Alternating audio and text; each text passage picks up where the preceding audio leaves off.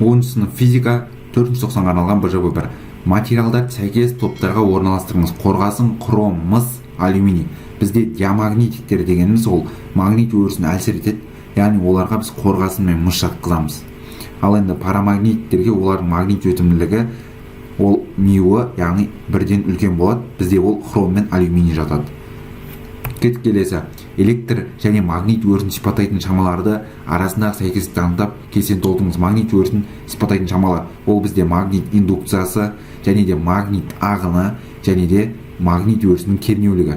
Одан кейін бізде электр өрісін сипаттайтын шамалар ол бізде білеміз электр өрісінің кернеулігі бар, және де G тоқтың тығыздығы бар, Q бізде заряд бар. Келесі, актив бөлігінің ұзындығы 5 см, өткізгіштегі тоқ күші 30 амперге тең. Ол индукция 20 милли тесла біртекті магнит өрісіне орналастырылған. Егер өткізгіш индукция сызықтарына перпендикуляр 10 см орын ауыстырса, жасалған жұмыс табыңыздар дейді. Бізде жұмысты білеміз. А тең F көбейтілген S формуласы бойынша анықталады. Бірақ бізде мына жерде өткізгіш туралы айтып жатыр. Өткізгішке бізге магнит өрісі тарапынан ампер күші әсер етеді. IBL синус альфа. Енді бұл жерде не үшін мен синус альфаны алмадым? Мына жерге апарып қойған кезде синус бізде 90 градуста бірге тең. Енді қараңыздар, ол бізде яғни перпендикуляр деп тұр. Сол себепті мына жерде бірге тең деп аламыз. Оны қойламай қойсақ болады. Сонда IBL көбейтілген S деп қоямыз. енді қараңыздар, I деп отқанымыз 30, B деп отқанымыз ол бізде 20 көбейтілген 10-3 дәрежесі, ал L деп отқанымыз ол 0,5, ал біздегі S деп отқанымыз ол 0,1. Енді осын есептейтін болсақ, ол менде 3 көбейту 10-3 дәрежесі джоуль болады. Келесі, индукциясы 0,4 теслаға тең магнит өрісіндегі 20 мегаметр бөлінген секунд жылдамдықпен индукция сызықтарына перпендикуляр қозғалып келе жатқан протонға қандай күш әрекет етеді?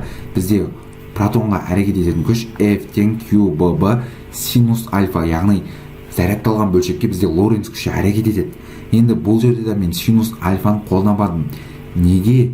Себебі индукция сызықтарына перпендикуляр деген сөз синус 90 градуста бірге тең болады. Просто сан мәндерін апарып орнына қойып есептеген кезде мынандай мән шығады.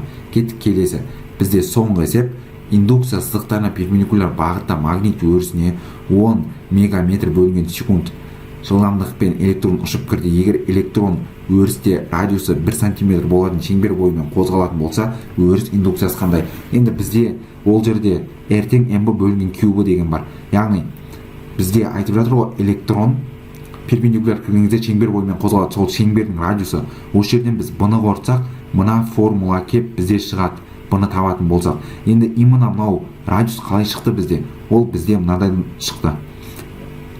Ньютон заңы, екінші заңы МАны біз теңестіреміз QBV, яғни Лоренц күшімен.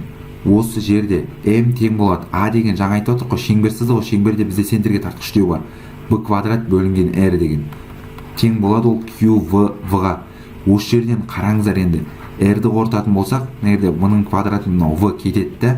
Бізде R-ді осы жерден қорытсақ, ол MV бөлінген QV болады. Яғни біздегі мынау шыққан формула ол міне мынау.